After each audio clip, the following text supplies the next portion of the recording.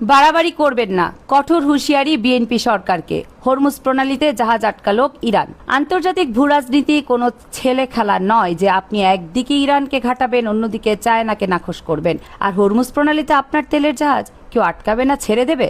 দুনিয়া আসলে এতটাও সহজ সরল সমীকরণের চলে না যতটা আমরা ভাবি বাংলাদেশের সরকার, বিএনপি সরকার ভাবে। মধ্যপ্রাচ্যের চরম উত্তপ্ত ভূরাজনীতি এবং ইরান আমেরিকার স্নায়ু যে ভয়ঙ্কর দাবানল চলছে তার চরম মাসুল এবার সরাসরি গুনতে হচ্ছে বাংলাদেশকে।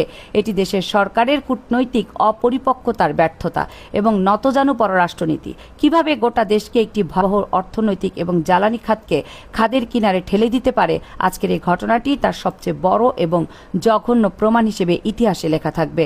বর্তমান ক্ষমতাসীন সরকার চাইলে খুব সহজেই এই ইস্যুতে কূটনৈতিক নীরবতা পালন করতে পারত বা চুপ থাকতে পারত। যখন পুরো বিশ্ব মধ্যপ্রাচ্যের সংঘাত নিয়ে চিন্তিত, তখন ইরান দুনিয়ার তাবৎ দেশের মধ্যে হাতে গোনা মাত্র 5 থেকে 6টি দেশকে তাদের প্রণালী হরমুজ প্রণালী ব্যবহারের জন্য বিশেষ ট্রানজিট ক্লিয়ারেন্স বা ছাড়পত্র দিয়েছিল। আর সেই পরম সৌভাগ্যবান দেশগুলোর মধ্যে একটি ছিল বাংলাদেশ। শুধু ক্লিয়ারেন্স দেওয়াই নয়, ইরান অত্যন্ত প্রকাশ্যে এবং আনুষ্ঠানিকভাবে ঘোষণাও দিয়েছিল যে বাংলাদেশ তাদের অত্যন্ত কাছের এবং পরম বন্ধু প্রীতম একটি রাষ্ট্র। এই দেশের চরম বিপদের সময় এর চেয়ে বড় কূটনৈতিক সৌজন্য আর কি হতে পারে। ইরান যা দেখিয়েছিল বাংলাদেশের প্রতি, কিন্তু এই চরম সৌজন্যের প্রতিদানে আমাদের পররাষ্ট্র মন্ত্রণালয় কি করল? এই বন্ধুত্বের ঘোষণার ঠিক দুদিন পরে আমাদের পররাষ্ট্র মন্ত্রণালয় অতি উৎসাহী হয়ে বেশি পাকনামি করে আন্তর্জাতিক ফোরামে ইরানের বিরুদ্ধে একটি কড়া নিন্দাবাদ জানাতে গেল। বর্তমান সরকারের ভেতরে এমন কিছু সামরিক এবং কৌশলগত উপদেষ্টা রয়েছে যারা এখনো পুরনো ধ্যান ধারণা নিয়ে চলছেন। সরকারকে প্রতিনিয়ত এই বলে কানে পড়া দিচ্ছেন যে আমেরিকা নাকি আরো অন্তত 50 বছর পুরো পৃথিবী দাপিয়ে বেড়াবে, পৃথিবী শাসন করবে। তাদের এই সেকেলে এবং অন্ধবিশ্বাসের মূল কথা হলো যে কোনো মূল্যে আমেরিকার কাছে মাথা নত করে থাকতেই হবে, ওয়াশিংটনকে খুশি করতেই হবে, আর সেই খুশি করার জন্য প্রয়োজন হলে ভারতের মাধ্যমে লবিং করতে হবে। এই নতজানু এবং চাটুকারিতার রাজনীতির সরাসরি ফসল হলো সেই বিবৃতি যেখানে ট্রাম্প প্রশাসনকে এবং পরোক্ষভাবে ভারতকে খুশি করার জন্য বাংলাদেশ আন্তর্জাতিক ফোরামে ইরানকে একটি আগ্রাসী দেশ হিসেবে আখ্যায়িত করে বসল। একটু ঠান্ডা মাথায় লজিক দিয়ে চিন্তা করুন দর্শক, যে ইরান আপনার দেশের অর্থনীতির চাকা সচল রাখতে, আপনার দেশের মানুষকে লোডশেডিং এর হাত থেকে বাঁচাতে আপনার তেলের জাহাজকে বিনা বাধায় ছাড় দিচ্ছে।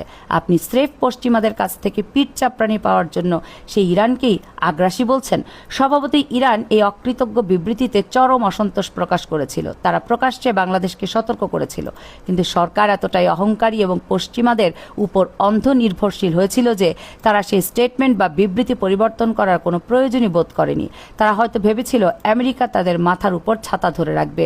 আর ঠিক এই কূটনৈতিক বেয়াদবি এবং চরম অদূরদর্শিতার চরম মূল্য আজ দিতে হচ্ছে বাংলাদেশ শিপিং কর্পোরেশনের গুরুত্বপূর্ণ জাহাজ বাংলা জয়যাত্রাকে। খবর এসেছে বিশ্বের সবচেয়ে স্ট্র্যাটেজিক রুট হরমুজ প্রণালী অতিক্রম করার অনুমতি বা ট্রানজিট ক্লিয়ারেন্স এই জাহাজটিকে দেয়নি ইরান। ঘটনার প্রেক্ষাপট বিশ্লেষণ করলে দেখা যায় মধ্যপ্রাচ্যের আঞ্চলিক সংঘাত এবং ইরান যুক্তরাষ্ট্রের অবস্থার কারণে এই গুরুত্বপূর্ণ জাহাজটি প্রায় 40 দিন ধরে এই এলাকায় আটকে পড়েছিল। সম্প্রতি যখন একটি যুদ্ধবিরতি ঘোষণা আসে, যখন পাকিস্তান, আমেরিকা এবং ইরান একসাথে বসেছে, তখন জাহাজটি সৌদি আরবের রাস আল খায়ের বন্দর থেকে দেশের উদ্দেশ্যে যাত্রা শুরু করে। প্রায় 40 ঘন্টা একটানা গভীর সাগর পাড়ি দেওয়ার পর শুক্রবার সকালে জাহাজটি যখন হরমুজ প্রণালীর কাছাকাছি পৌঁছায়, ঠিক তখনই ঘটে এক ভয়াবহ ঘটনা। বাংলাদেশ শিপিং কর্পোরেশনের ব্যবস্থাপনা পরিচালক কমোডোর মাহমুদ মালিক ইতিমধ্যে নিশ্চিত করেছেন যে ইরানের পূর্ববর্তী নির্দেশনা অনুযায়ী জাহাজটি ট্রানজিট ক্লিয়ারেন্স পেয়েছিল, কিন্তু ইরানি কর্তৃপক্ষ সে আবেদন সরাসরি নাকচ করেছেন, প্রত্যাখ্যান করে দিয়েছেন। কিন্তু দেশের জন্য সবচেয়ে বড় ধাক্কা এবং আতঙ্কের বিষয় এটি, হরমুজ অথরিটির একজন উচ্চপদস্থ অফিসার বাংলাদেশকে সরাসরি এক চরম এবং হিম করা হুমকি দিয়ে বলেছেন, বাংলাদেশ যদি ইরান বিষয়ে তাদের কূটনৈতিক অবস্থান অবিলম্বে বদল না করে তবে বাংলাদেশের বাণিজ্যিক জাহাজকে সরাসরি শত্রু জাহাজ বা এনিমি ভেসেল হিসেবে বিবেচনা করা হবে। দর্শক, আন্তর্জাতিক মেরিটাইম আইন এবং কূটনীতিতে একটি বাণিজ্যিক জাহাজকে শত্রু জাহাজ ট্যাগ করার অর্থ হলো যে কোনো সময় সেই জাহাজের উপর সরাসরি সামরিক আক্রমণ হতে পারে অথবা জাহাজটিকে বাজেয়াপ্ত করে আটকে রাখা হতে পারে। একটি স্বাধীন সার্বভৌম দেশের পতাকাবাহী বাণিজ্যিক জাহাজের প্রতি অন্য একটি দেশের এমন প্রকাশ্যে হুমকি আমাদের দেশের কূটনীতির ইতিহাসেই সবচেয়ে বড় অপমান এবং ব্যর্থতা। ইরান এবং যুক্তরাষ্ট্রের এই ডায়নামিক্স বিশ্ব রাজনীতির সমীকরণ পুরোপুরি পাল্টে দিয়েছে। আমেরিকা যখন সর্বাত্মক চেষ্টা চালাচ্ছে ইরানের রেজিম চেঞ্জের, তখন ইরান সরাসরি আমেরিকার চোখে চোখ রেখে কথা বলছে। ইরানি জনগণ রাস্তায় নেমেছেন, তারা আমেরিকার পঞ্চম নৌবহরের সদর দপ্তরে আঘাত হানার হুমকি দিয়েছে। অবশেষে আমেরিকা বাধ্য হয়ে ইরানের সাথে নেগোসিয়েশনে নেমেছে। গোটা বিশ্বের স্বাধীনতাকামী মানুষ, এমনকি গ্লোবাল সাউথে অনেক দেশ আজ ইরানকে বাহবা দিচ্ছে আমেরিকার একচ্ছত্র আধিপত্য এবং পেশিশক্তিকে সরাসরি চ্যালেঞ্জ করার জন্য।